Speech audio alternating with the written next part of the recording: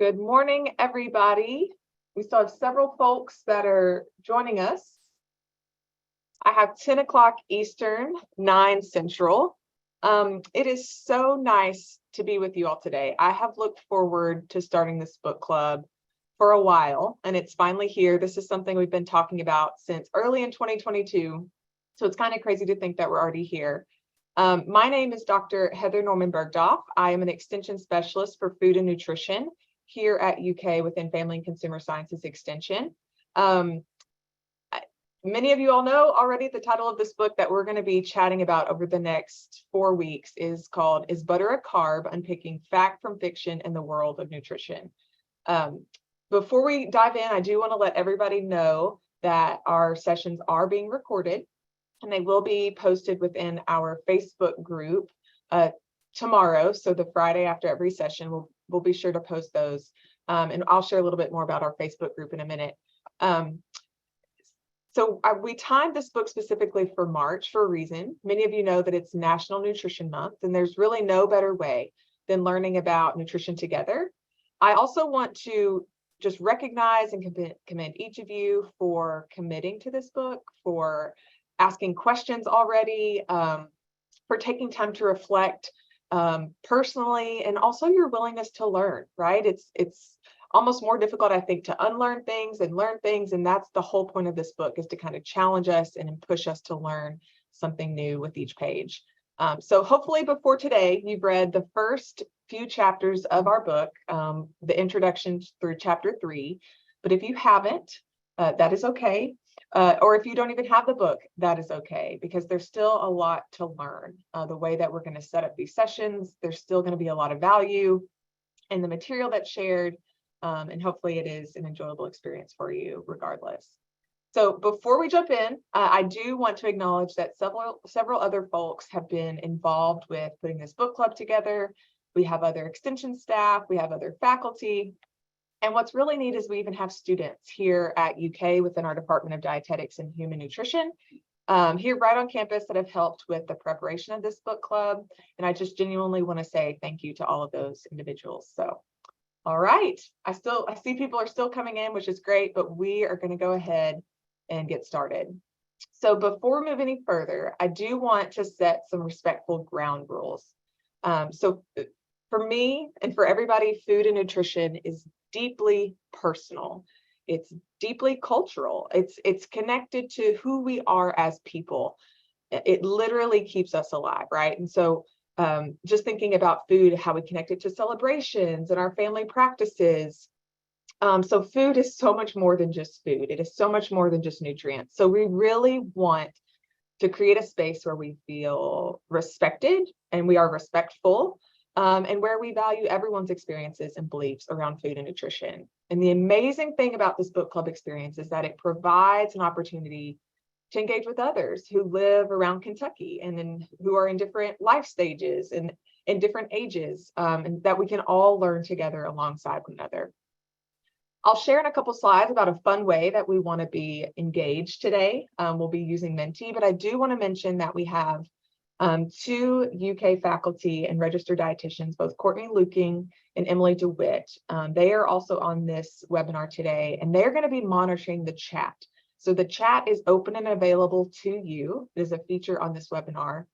And we would love to have you ask questions about the book and feel safe knowing that we are all here in this safe space learning together. So use that. We will be plugging in links and resources and things like that as we go throughout today.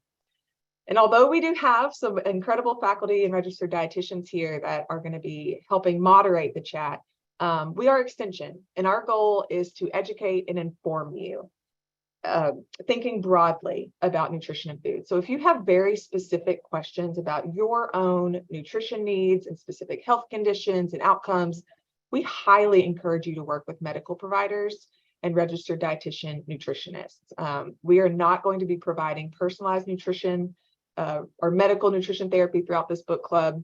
We want to stay in our lane as cooperative extension. And if you are interested, we can even provide some links and resources to help you find nutrition professionals, such as registered dietitians near where you live throughout the state. So just stepping back, we are approaching this book as an opportunity to learn together some basics about nutrition that are hopefully informative and applicable to every single person that's on this call. All right, so we've already had quite a bit of fun in our Big Blue Book Club Facebook group. And we've actually seen several folks join just over the past week. Our numbers are starting to really inch up over there. But if you haven't yet, I encourage you to use maybe a tablet or a smartphone that you have to scan this QR code and join right now. This is just a way for us to stay engaged with you throughout the process, since we want to keep this book club social. We'll post reminders about upcoming sessions. We'll post recordings of the sessions. As I mentioned, we will be asking questions and responding to questions there. And it's also just nice to see who else is participating and interested in the same topics as you. This is the same group that we have used consistently throughout the Big Blue Book Club series. So this is actually book 6. The first time we've done a very nutrition focused book. We've done a cookbook before. This is very different. So we encourage you to join there and participate if you can. If you can't scan the QR code right now, all you have to simply do is search Big Blue Book Club on Facebook and you will see our public group. So we would love to have you join over there as well. Okay, so a little about the book before we dive into the content. I promise that we will get started. If you've started reading, you immediately picked up on a really important factor, or something probably stood out to you. And it was actually asked as a question yesterday in the Facebook group of, this book is written from the United Kingdom, the other UK. How relevant is it? Great question, okay?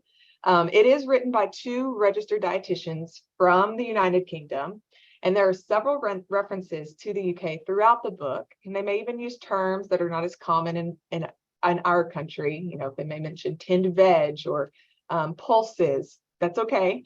However, I want you to keep in mind that the overall ideas and concepts that are presented in this book are incredibly relevant for the United States. This was something we strongly considered when we were looking at what book we were going to use for this book club, but we thought there was so much good information packed in. It was so relevant that regardless of that, we still wanted to use it for our own book club. Okay. If there are any circumstances or information that differs from the US as we go throughout the book in each of the chapters, I will be certain that I point that out within our sessions together. But I just want you to keep in mind, overall, this information is incredibly relevant, despite the fact it was written by registered dietitians from a different country. So the authors themselves, we have Rosie, Saunt, and Helen West.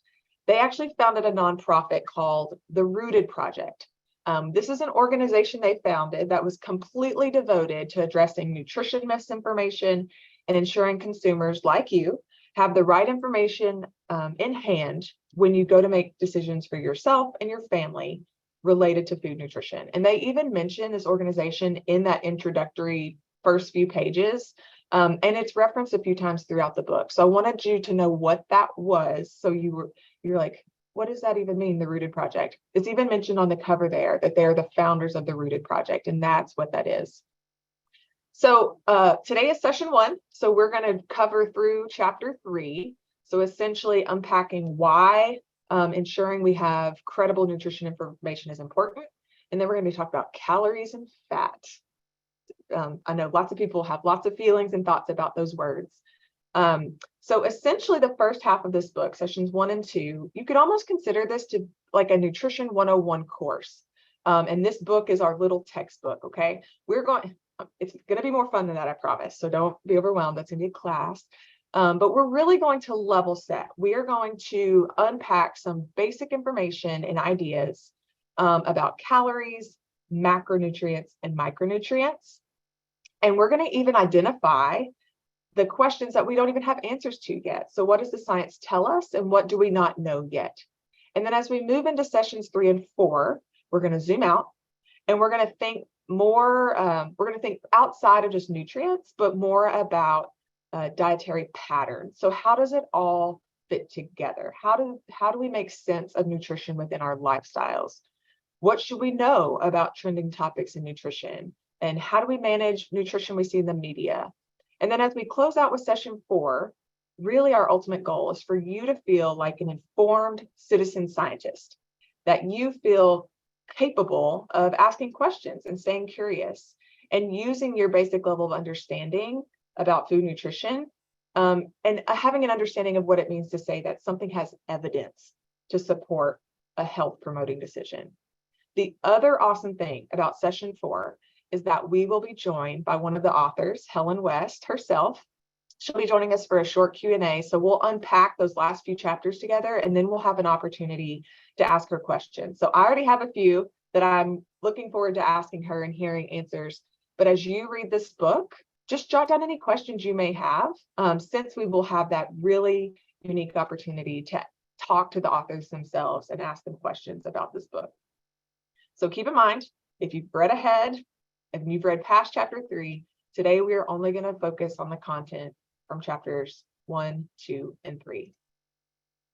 All right, so this is a book club. The best thing about book clubs is that they are social. You get to interact with people, and you get to ask questions and build relationships. And that seems really hard when we have hundreds of people on a webinar and we are sprinkled all over Kentucky. And so what we're going to do is we're going to use this really fun and interactive online platform called Menti, M-E-N-T-I. If you have participated in the last few book clubs, so if this isn't your first, you may be familiar with Menti already because it's been used in some previous presentations. Essentially, this is an online platform that will allow us all to stay engaged with the presentation, and you're going to be able to answer questions as we go along and put in your thoughts so that we can all see them. Your participation in Menti is completely anonymous. So as you answer, no one will know that it is your answer. So that's where you can feel really safe, sharing honestly and openly your thoughts. So this is how it works. If you're on a computer, you could either grab a tablet or a smartphone, or even if you're already on your phone and you're joining Zoom that way, you could scan the QR code. So hold up your camera on your smartphone to this QR code, and it will take you directly to this presentation so that you can be engaged. Or you could pull up another tab on your internet browser, and you can go to www.menti.com, and it will prompt you to enter a code. And our code to join is 69673175. Okay, so I'm going to give you a minute. So you can either scan the QR code to join or menti.com 69673175. Now we will use this platform each week. So maybe once we figure out today, work out the kinks, it will be easier in the next few weeks that we have. Okay, the next few weeks that we use it. Now, if you can't answer via Menti, that is okay. We want you to feel free to share in the chat. That's one of the main reasons we have the chat open today.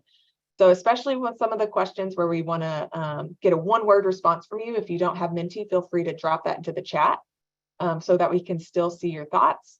And even if you can't submit answers at all, so if you aren't able to access Menti, or if you are unable to use the chat feature, take notes, right? Jot down some answers along the way. If you're in a watch party, I think we have several watch parties that are going on right now at different extension offices. Feel free to share within your group as you watch and follow along, because again, we want this to be social and we want you to really benefit also from that engagement aspect, that engagement piece as well. Okay, so I'm gonna turn the slide, scan that QR code or Menti, and enter the code. At the top of each of our engagement slides, we'll also have that information as well. So you can see up here at the top. All right, so there are a lot of us here, and this is our first engagement slide, but I thought it would be fun to get to know the group and see where everyone is joining us from. So this allows us to get to know who we are learning alongside with. All you have to do is just drop a pin on the map showing us what county you're from. For those outside the state, drop a pin outside the state lines, and you could put into the chat where you're from and where you're joining us from. I love seeing, oh, there we go, someone from Paducah. I love seeing that we've essentially covered the entire state here. As you do that, I just wanted to share with you, we have over 600 that have registered for this book club. This has actually been the most popular, the largest number that we've had registered so far.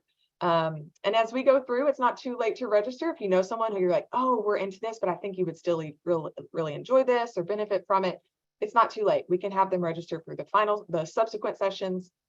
I think the great thing that I want to point out here is that 58% of those who've registered, this is their very first Big Blue Book Club, which is awesome.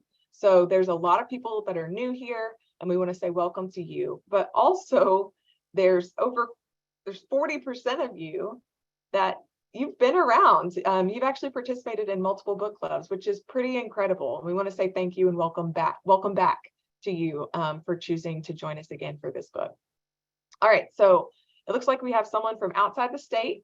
Is someone from Lyon County? That is where I'm from, far Western Kentucky. People don't even know that it is a county. Lyon County does exist. So we've got some Western Kentucky people. It's great to see you on here.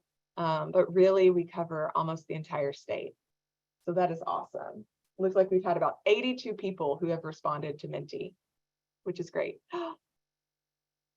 Hi, Becky in Lyon County. Leslie County's having a watch party. This is awesome. All right, I'll give you just another second or two to answer if you have not already. Several people here on campus. Perfect. Okay, let's keep moving. So this is another engagement slide. So here I want to put together a word cloud. So essentially I need you to submit a one-word answer here. When you hear the word nutrition, what is one word that comes to mind? Now you might need a second to think about it. Perfect. And again, if you aren't using Menti, drop those words in the chat and then we could enter those in for you. But what's happening is here is that the more often a specific word is entered, the larger it becomes. So this gives us a really good idea of what you guys think about when you think about nutrition. So here we see health, food, healthy. I'm seeing lots of words also pop up in the chat box over here as well. Weight, balance, vegetables. I think of vegetables. Love vegetables. Okay. Vitamins, life. But still, you kind of see those three keywords. Balance is starting to get a little bit bigger as well. If you've already submitted your answer, looking at what words we have here, are any of those surprising to you? We have vitamins, sustainable, diet is a word that's slightly bigger, sustenance, power, fitness, farmer's market, restriction. So it's very interesting. We have some words that maybe have a negative meaning and some that have a positive meaning. But really what we're seeing come to the top here is healthy, food, health, balance, weight, and diet are probably some of the largest. Looks like we've had 87 people who have responded. This is kind of powerful, right? It's already kind of giving you a sense of what the whole group is thinking. And this will be helpful also as we move forward. So someone said access. That is a great word. Food access, a great word to have here. Okay, so still have a few questions. I promise we will get to the book, I promise. But I really want to see how you feel since we are at the beginning of this experience together. I want to learn a little bit about how you feel about nutrition. So we have 3 statements here on the screen. And I essentially want to know how much you agree. So you can use your finger or your mouse to drag along that scale from strongly disagree to strongly agree. And I want to remind you that all of your answers are anonymous. So no one will know what your response is, okay? But they will see your answer. So feel comfortable being open and honest as we go through this together. The first statement says, nutrition is important to me. I feel like that's probably going to be pretty high because you have committed to reading this book and participating. The second statement says, I feel confident making food and nutrition choices. I feel confident making food and nutrition choices. All right. The third statement, I feel confident knowing if nutrition information is fact or fiction. Now, you don't have to answer just one. I would love for you to answer all 3 of these questions if you feel comfortable doing so. So you can answer all 3 of these statements. So we've had about 80 people that have responded so far. Okay. So I think this will be interesting as we go through this over the next few weeks and read this book together. It'll be nice for us to be able to see if this changes a little bit for us. And I want to prompt you to kind of be reflective, right? And ask yourself these types of questions as we go along. So one more minute here, answering all three of these statements. Nutrition is important to me. I feel confident making food nutrition choices. I feel confident knowing if information is fact or fiction. You don't have to choose one. I would love for you to answer all three of these by sliding on the scale. Okay. So the whole point of this book club is really this goal right here. All of us who have been working on this is the goal that we have for you. We want you to feel comfortable, confident, and capable when making choices about food and nutrition.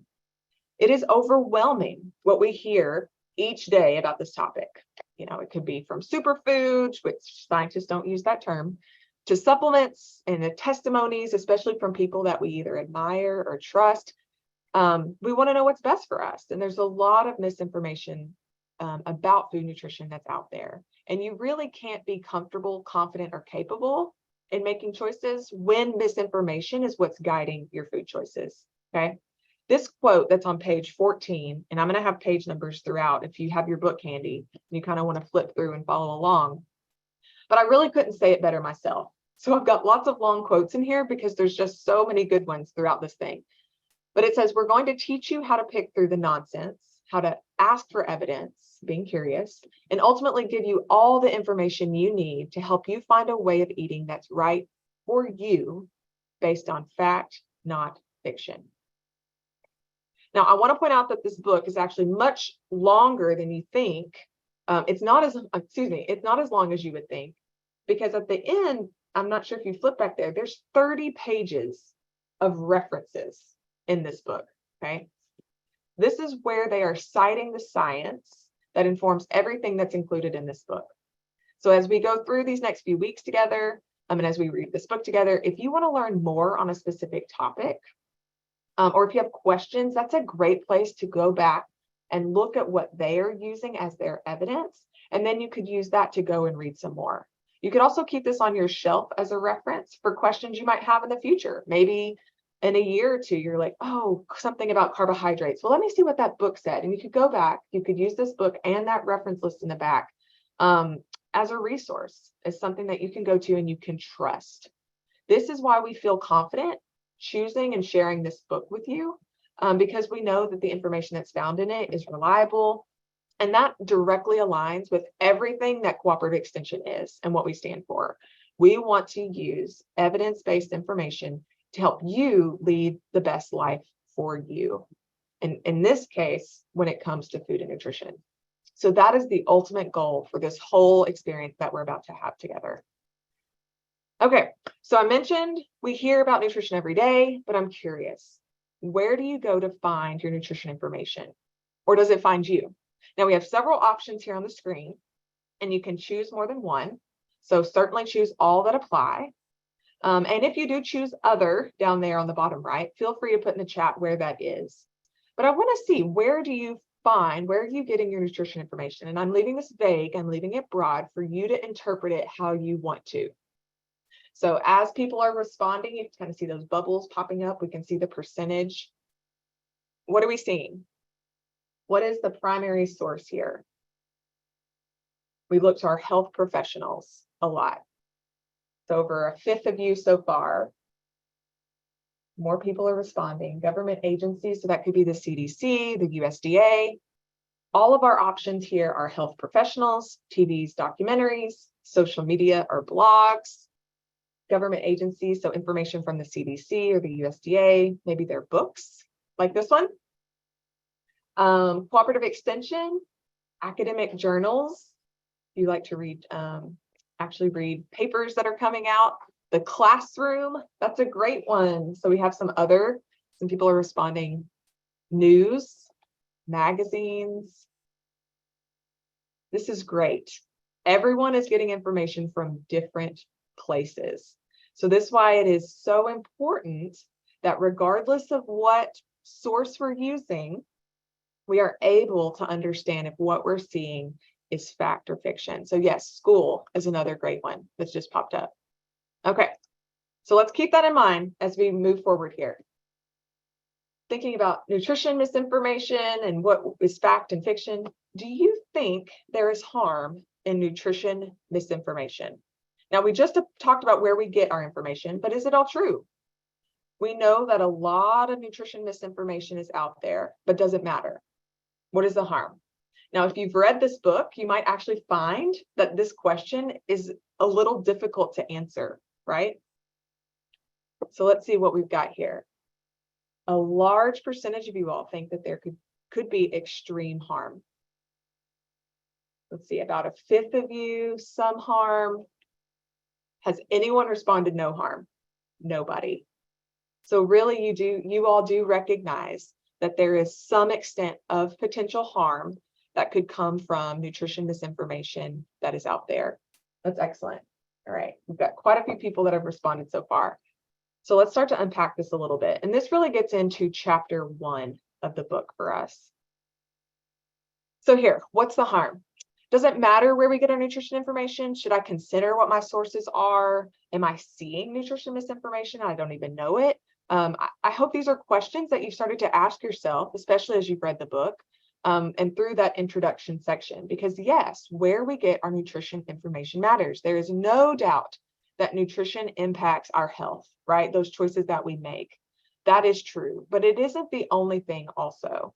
And so I want to use essentially the example of diet culture and the wellness industry as an example here to think about harm for nutrition misinformation. So essentially these industries, and I call it an industry because that's what they are. They are marketing and selling ideas and products.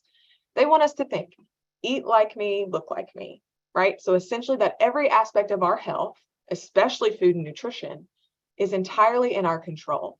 And that if we, have a poor health outcome, or if we don't make what is considered that right choice, that it's our fault, right? That everything about our health is controllable. That is nutrition misinformation. That idea being promoted through the diet culture and wellness industry, that is not true, okay? Those selling these messages or ideas really want you to think that one approach will fit or meet everyone's needs. It doesn't respect the idea that everyone is different. It really places all of the blame on the individual, and it also places a lot of pressure on nutrition itself. What about all the other things that we know promote health? So just sit there for a second. In addition to food and nutrition, what are other things we know that promote health? Moving our bodies in ways we enjoy, spending time with loved ones, prioritizing sleep, managing stress in ways that are healthy and appropriate, not using tobacco products. We could go on and on. Having routine screenings and checkups. There are so many things, right?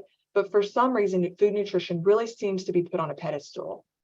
I love nutrition. It's all that I think about, right? Like I've spent many years studying nutrition, but I also realize it's it's nutrition and all of these other things. Okay. This quote on page 8, again, it's a long one, but it's really good. It says, but the idea that nutrition in a vacuum is responsible for our health status, or that there's one perfect diet out there for all of us, and that the inclusion or exclusion of specific foods in our diet will without fail protect us from ill health is unfortunately nonsense. So that's one of the reasons I love this book, is because you can kind of pick up on the dry British humor a little bit. I actually have family that live in the UK, and this just seems like something they would exactly say, right? They call it for what it is, and they say that is nonsense. Now, to get back to that question of what's the harm, does it matter if we see and maybe believe nutrition information that isn't true? And yes, there can be harm. So they unpack essentially nutrition misinformation on a spectrum. Now, as we go through these, I want to challenge you to think about your own personal experience as well. And maybe you've lived this. Maybe you are currently experiencing that. So just create some space for you. That's okay. These might be hard things to think about, but it's a safe space, okay? So lower on the left side here, and I don't want to say lower on the spectrum, but it's one aspect of the spectrum, is the financial impact. So it might not necessarily be a danger directly to your physical health directly, but it can impact your wallet and your financial health, which is still really important. We also do know that we even know that financial health can impact physical health if you are overly stressed about your financial situation. So they are indirectly related. But overall, what we see here is that people are wasting very large amounts of money on diets, products, and supplements that aren't necessary and that really don't have any credible science to support them. And most often these claims are made around weight loss, or it will give you more energy, or it could be used for detox. And this is some of the most recent data that I was able to pull. It's estimated that in 2021 alone, the US spent $50 billion total on diet products and supplements. That is a lot of money. That's a lot of money. COVID may have impacted that, right? Because we were kind of right there in those 2020, 2021, those COVID years. But I would estimate that those numbers are that high to this day and may even continue to rise. Now, next, if we move towards the center, we have what we would consider minor harm. So a lot of you all on that stoplight poll, you chose some harm, right? This could be from unnecessarily cutting out nutrients or food groups, which could remove nutritious foods from our diets. So a great example in the book that they talked about was cutting out gluten, because a lot of people think it isn't good for you, even when you don't have diagnosed celiac disease or gluten sensitivity or intolerance. Now, gluten just happens to be found in foods made from grains. So what is one of the major benefits of foods that are made from grains or carbohydrates? Fiber. So if you are cutting out gluten unnecessarily, you could be missing out on very valuable fiber, which has great evidence to support benefits to our overall health. So a lot of times these ideas that something is bad or good, it comes from scaremongering, right?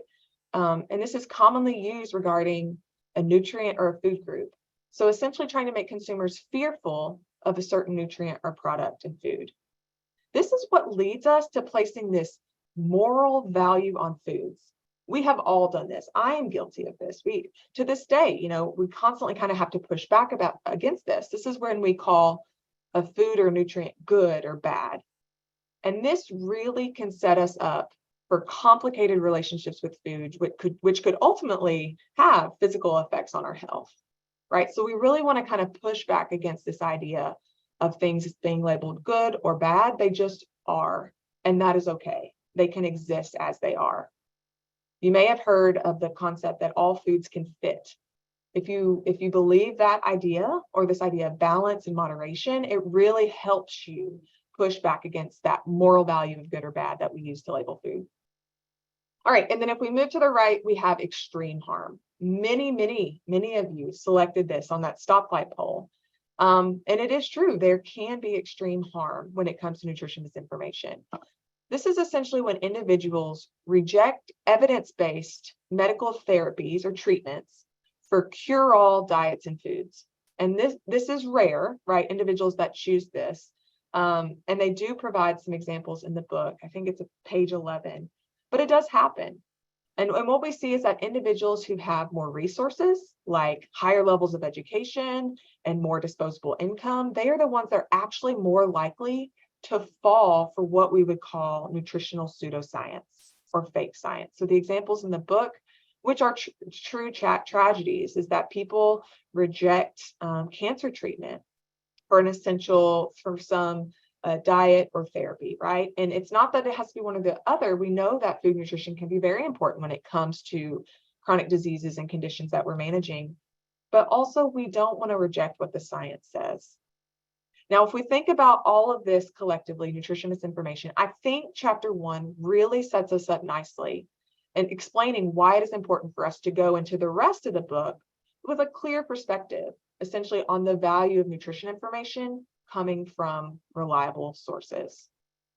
All right, so this leads us into chapter 2. Okay, so we have 2 chapters we need to cover. We're going to chapter 2 and 3 today. So before reading this book, I want you to think to yourself for a second.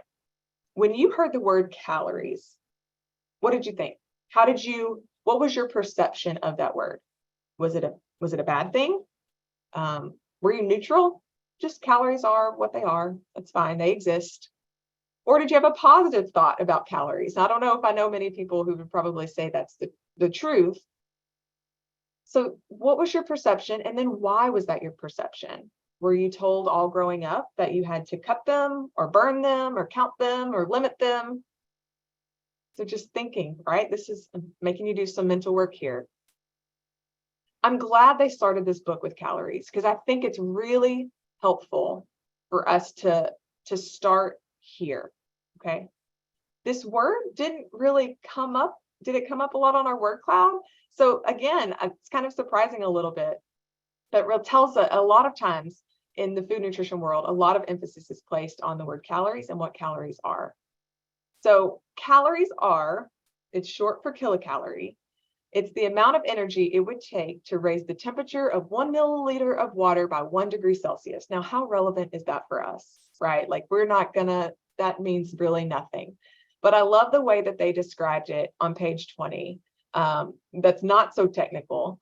And it's essentially that calories are the transfer of energy from food we eat into our bodies. So it is the energy that we can get from the foods that we eat, and then our body can convert it into the fuel that our body can use, the energy currency that we can spin down in our bodies, okay? So inherently, they are not bad. They exist. They are required. We have to have calories for our body to serve every single function that it does. You typing into the chat box requires calories. You processing my voice right now is requiring calories. You breathing, sitting there looking at the screen, all of that requires calories. And when we think about calories historically, body weight has always been that focus because it's been energy in and energy out. But we really want, hopefully through this chapter, to draw attention to the other factors and nuances that are at play and often don't get discussed when we talk about calories. Now, I saw someone in the chat mentioned when they hear calories, they think about 2,000 or counting them. So 2,000 is typically used as the guideline in the US. Now, this differed a little bit in the book because it mentioned men in the UK. I think it was 2,500. But even here, if you look at a nutrition facts label, it's typically based on a 2,000 calories a day diet. But our different bodies and lifestyles determine how many we actually need.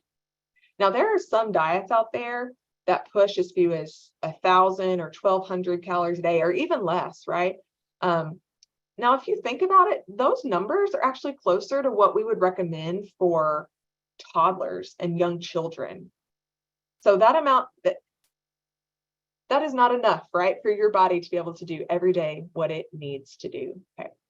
So here, bolded on the screen, everyone's calorie needs are unique and determined by several factors.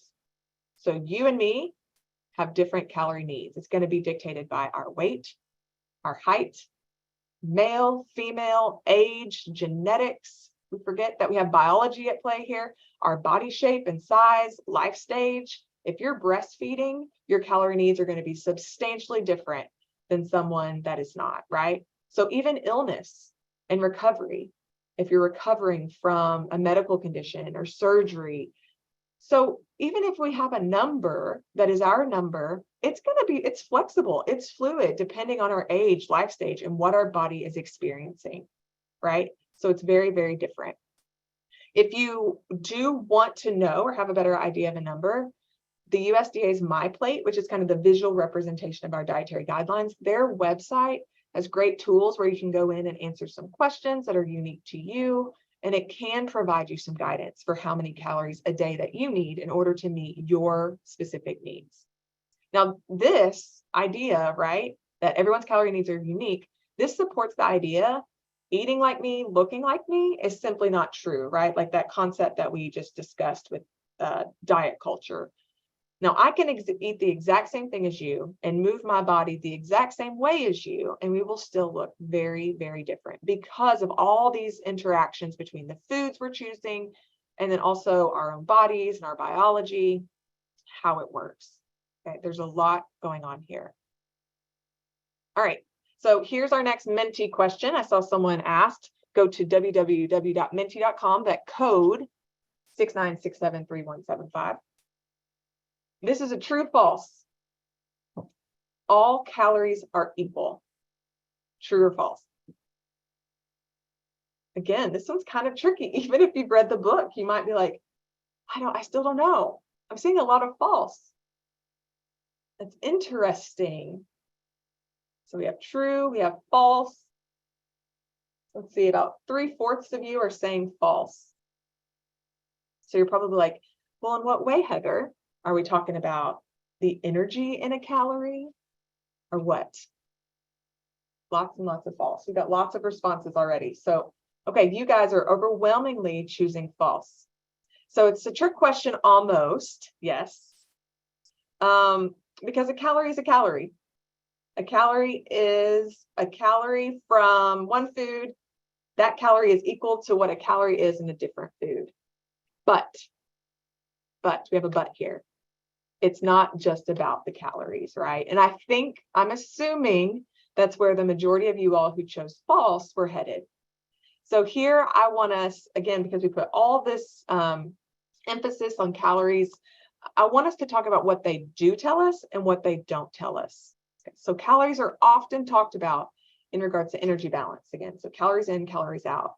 And typically that language is used in regards to weight. And we will talk a little bit more about that. I think it's week 3 when we talk about body weight and diet culture and those types of things. But let's unpack calories a little bit more. Calories tell us how much energy a food can give us, and they are only one part of the food or drink. Calories should not be used solely to determine if we should eat a food or not. Okay, I'm gonna say that again. Calories should not be the only factor that's used when we're deciding or making a choice between if we should eat a food or not. Because, and the reason for that is because calories tell us nothing about the other nutrients that are contained within that food. They only tell us about the calories, and the calories are only one part of that food. So this is where context and having a little bit of space for some nuance really matters. Okay, this is a theme that we're going to see throughout this entire book. Now let's use the example of walnuts versus peppermints. So you are 100 calories coming from walnuts, the same as 100 calories coming from peppermints. There is a major difference in the nutrients found in these two foods, even though those calories are the same. This doesn't mean that one's better than the other, right? Both of them have a space and a place within our diet. Walnuts may be a great addition on a salad. Peppermints, you know what? You could be taking an exam, and that's all I remember is having peppermints during standardized testing when you're in school when you're younger. So again, both of these foods can exist in our diet, and that is okay. But by shifting the focus onto only calories, we really lose the nuance in the nutrition and the context and whatever the context is of that food, if that makes sense. Okay, so calories really are only one part, and they should not be used solely to determine if we should eat a food or not. We need a little bit more nuance when we think about calories in our food. All right. Have you ever tracked your calories? This was a section in the book. And I thought it was really, really interesting to kind of see what the science actually says. So we've mentioned there's been a lot of focus on calories in regards to weight and health status, but I'm curious, have you all ever tracked calories? And again, this is anonymous. No one will know your answer. We see several folks in the chat who are very open and honest. Got lots of responses here. We've got a few more that are coming in, 62 people. A lot of you all have tracked calories. Some of you may have tracked calories with the pocket calculator and a little booklet with you that you took around everywhere. Now it's at our fingertips. Have you ever tracked calories? So almost 8 out of 10 have. So 9 out of 10 in this group have either considered it or done it. That is a lot of you that have tracked calories for some reason. So let's talk about this really quick. We'll talk more about weight in week 3, but I do want to address tracking calories here because it seems like it is so easy now to track calories with apps and smartphones and websites that are really just at our fingertips. But just because we have it and we have the ability to, and it's easier for us, does that mean that we should actually do it, right? Even though it's there, that doesn't necessarily mean it is something that we have to do. Because often the goal of tracking calories is for weight loss. Are there other benefits? Is there a reason why this would be beneficial? So let's look at what the science actually says, because this is a really controversial topic in the world of nutrition, which that's a quote there from page 27. There really are a range of beliefs. Essentially, from tracking calories is the holy grail of weight loss, to the other side, where people really believe that tracking calories substantially raises risks for eating disorders and disordered eating, which can affect people of all shapes and sizes. That is not exclusive to a certain body shape or size. Everyone, regardless of their body shape and size, could be impacted by that. Now, what we do know is there is limited evidence about using these tools, which is interesting because they are so widely available. And we also know that it is very hard to do, and that 9 out of 10 people who start tracking only do it for a short amount of time. Now, that should have been the second question I asked, right? So I asked, have you tracked calories? And then I should have asked, how long? Because really what the science says, and the book talked about, people will only last 1 or 2, I don't know, times, entries. It's a very short amount of time that people are able to sustain this behavior. So let's think about the pros and cons here, okay? And I also want you to think about yourself personally. So maybe tracking calories in the food you eat would be helpful for you in better understanding your eating patterns. Maybe you have a limited variety of foods and you really would like to strive to have a more balanced diet. Tracking your calories in your food intake could be beneficial, right? It's informative so that you can make a behavior change that promotes your health. However, like we said, it's a lot of work and it is really hard to sustain for the long term. This is where we start to see some of the cons. It is very easy to get caught up in numbers and calories and forget about that nuance and the nutritional value of the food. Maybe you are starting to feel stressed because it's something you have to do, or maybe you are starting to feel guilt creep in when you're trying to count your calories. That is not a good use of your headspace, because we know that when people focus on what food is you should eat or not eat, that's where we actually can start to see that spiral into some of those behaviors that are considered disordered eating. Now, I'll use myself as an example here and this is where I want you to think about how this would work for your own brain. If I had the pressure of counting calories and paying attention to those numbers, when I'm also making every single food choice for my 2 small children and also having to help contribute to what my whole family is eating regularly, this is an additional stressor for me. And also, I think this would set me up personally to have a poor relationship with my food and not really be able to be fully mindful and grateful for that food that I have and the energy that it's providing me and the nutrients that it's providing me. Now, that is me, right? That may be different for you. If that is not the case for you, then maybe this is a beneficial tool. If you start to become obsessive and too dependent, maybe begin to rethink your relationship with calorie tracking. Is it valuable? What are you gaining from it? These are questions that only you can answer. And I do want to encourage you to think more broadly about nutritious foods and a balanced diet with variety rather than focusing solely on those calories. Okay. All right. So here, I would love to, before we move on to our final chapter, we've got about 10 minutes left for our final chapter. I want to see, how has your understanding of calories improved since reading this chapter? So again, you can just use your finger to move along that scale from none to a great deal. So do you feel that you've gained a better understanding of calories since reading this chapter? And again, there's no right or wrong answer. This is kind of for you to think, just be reflective. Like, did I gain anything? Did I gather any new information? Perfect. So scale of 1 to 5, we've had several people respond, about 68. Great. I see several people also responding in the chat as well. So how has your understanding of calories improved since reading this chapter? And I would say that the most of you are saying somewhat, yes, you have gained some new information.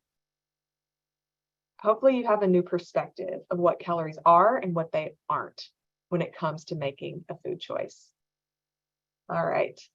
So let's move on to fats. So again, you have 10 minutes. We're going to wrap this up. Diving into chapter 3, fats. We're going to play 2 truths and a lie. So you should see these 3 statements and be able to click either a check mark or an X beside each of the statements. If you choose a check mark, then you're saying it's true. If you choose an X, then you're saying it's false. So let's see what you've got. Let's see what you've got. The 3 statements are: there are different types of fat. All fats are created equal. Fats can be part of a balanced diet. There are different types of fat. All fats are created equal. Fats can be part of a balanced diet. So we can kind of see here, the dark blue is when someone thinks that it is true. And the light blue means that the majority of people think that it's false, that it is a lie. All right, so we've had 71 people respond. We've got several people also in the chat. True, false, true. Okay, so here are the answers. You all were right. So there are different types of fat. Fats can be part of a balanced diet, and all fats are created equal. So let's unpack this a little bit more, all right? So moving into chapter 3, what are they and how much do we need? People tend to have so many questions about fats, right? Like, which one should I be eating? Should I be limiting it? We have been pulled back and forth, consumers have been pulled back and forth literally for decades between fat is literally the worst thing in food to now we want to only consume high fat foods and we want fat to be in everything. There's even the trend of putting butter in coffee. And I just saw where Starbucks is trying out some new beverages in Italy where they're adding olive oil to their coffee drink. So again, that is fat that they are adding. So who knows? I don't know if that would be good or not. So these questions: is fat healthy or dangerous? Is it high in calories? What type should I be eating? Should I be fearful? Let's talk about this. So fat is a macronutrient. We're going to talk about, we have 3 macronutrients. Fat is the first one that we're going to talk about. It gives us energy and it is incredibly efficient for our bodies. It is easy for our body to store for times of when we need it. And you're probably laughing because you're like, yeah, my body stores it really well. It is. It's a really easy to store. And that means that it's readily available when we need to make energy. So it's a fuel reserve that our body can go to. And fat is required not only just for fuel and energy, but for several other functions. It cushions your organs when you fall. It helps regulate our body temperature. And also they're required for you to be able to absorb fat-soluble vitamins. So if we didn't have fat in our diet, we wouldn't be able to absorb vitamins A, D, E, and K, which we know are incredibly important. This is why a salad dressing is helpful for a salad, because you can actually absorb those fat-soluble vitamins in your veggies.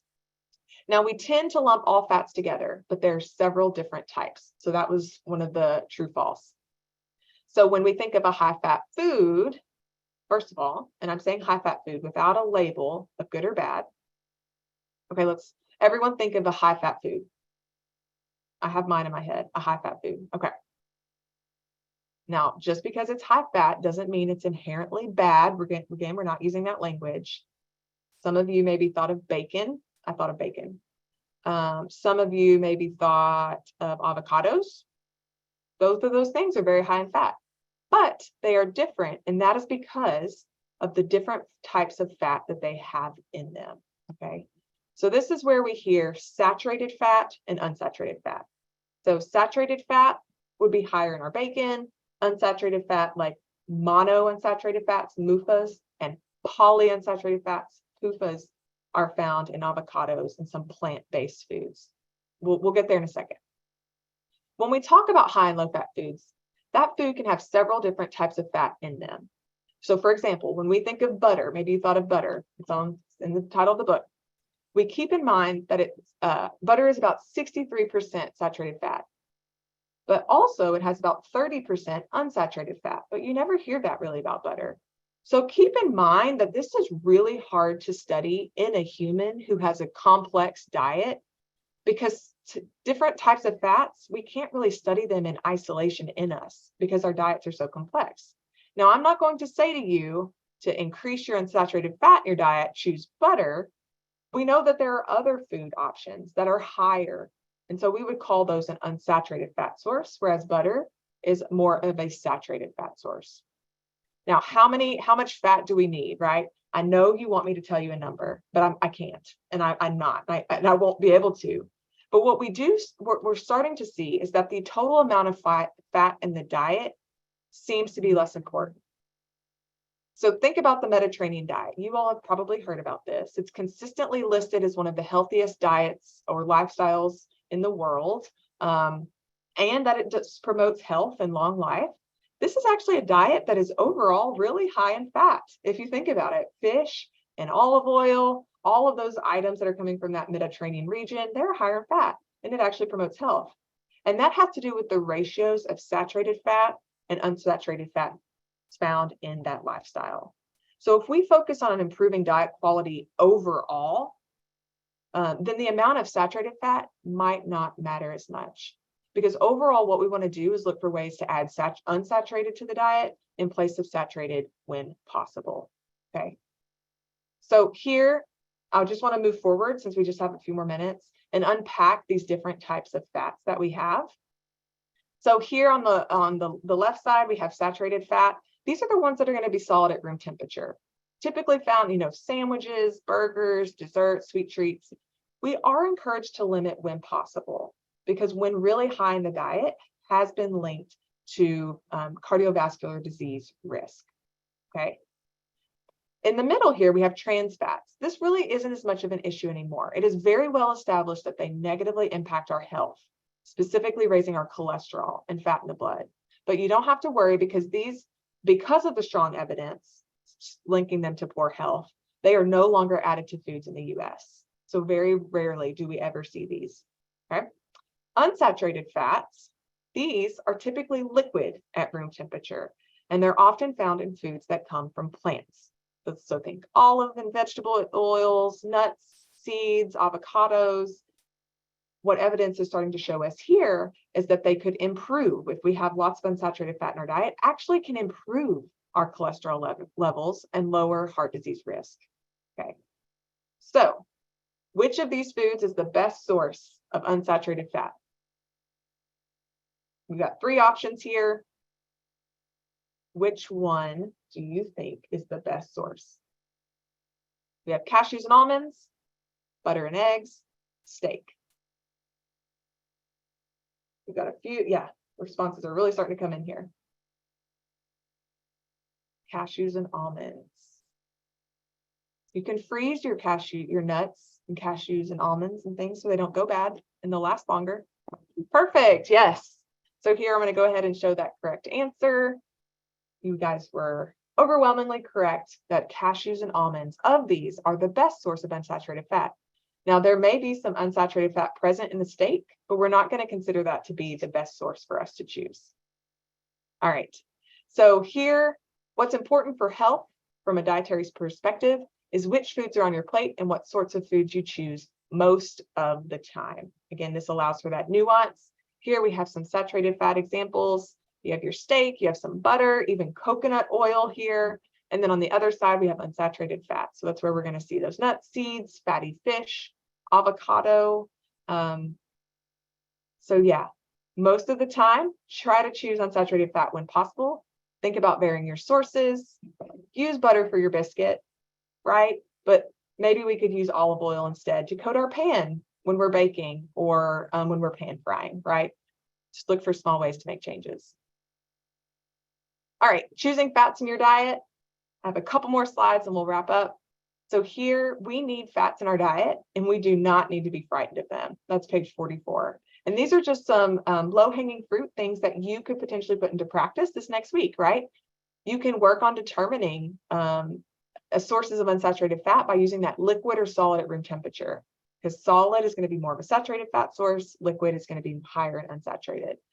You can identify foods that are sources of unsaturated fat that are available to you where you live, in the place where you choose your foods and where you grocery shop. Okay, so maybe take an extra 5 or 10 minutes next time you're at the store to kind of look around and look at vegetables, look at fat sources. And then consider adding or substituting into your diet sources of unsaturated fat when possible. So here, this chapter really helped us answer some of those questions of what types of fats we should try to incorporate. I'm really trying to help us not be scared of them, but recognize why they are important and which types we need to incorporate into our diet when possible. So this quote, I really like it. This doesn't mean that you should never eat foods you enjoy that are high in saturated fat. You don't need to be all or nothing. Just choose those that are higher in unsaturated fat as the main source most of the time. Again, allowing for some nuance there. All right, let's wrap up. So how has your understanding of fats improved since reading this chapter? So just like the calories chapter and that question, I want to know how your understanding of fats has improved since you read this chapter. Do you feel like you gained something? Did you get any clarity? Maybe that fear was taken away. I would love to know here if your understanding of fats improved since reading this chapter.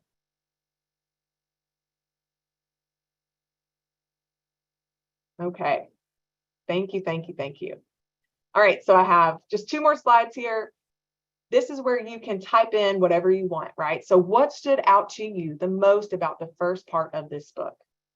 What was your big takeaway? What did you find most impactful? What is a question that maybe you felt was unanswered? I would love here for you to take just a couple seconds to put in something that stood out to you the most about the first part of this book, and then we will wrap up for today. Does anybody have anything? Great foundation for more details. No miracle foods, very balanced information. It's easy to understand. Everything on the and my plate is important. I knew part of it, but it just went deeper. I felt more positive after reading this. Oh, that's wonderful. If you don't have Menti again, we would love to hear your thoughts in the chat as well. How much I did not know about calories and fats, that everybody is truly unique and all needs are different. I'll give you just a couple more seconds. If you are typing something in, I would love, love, love to see what you've got to say. What we choose to eat is very important. Individual requirements. Balance is the most important thing to strive for. Y'all, this is great. We've got some good stuff coming in the next couple weeks. I'll tell you that. Heavy on references, which I enjoy. I love that. A citizen scientist. All right. So here's our last slide. I apologize. I've gone over just a couple minutes.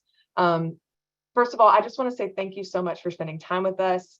I hope there was at least one piece that stood out to you, just one little nugget, either from this presentation or from the book that you've read so far. I love seeing your feedback on what has stood out to you. That makes me feel really, really good. It should make you feel good too.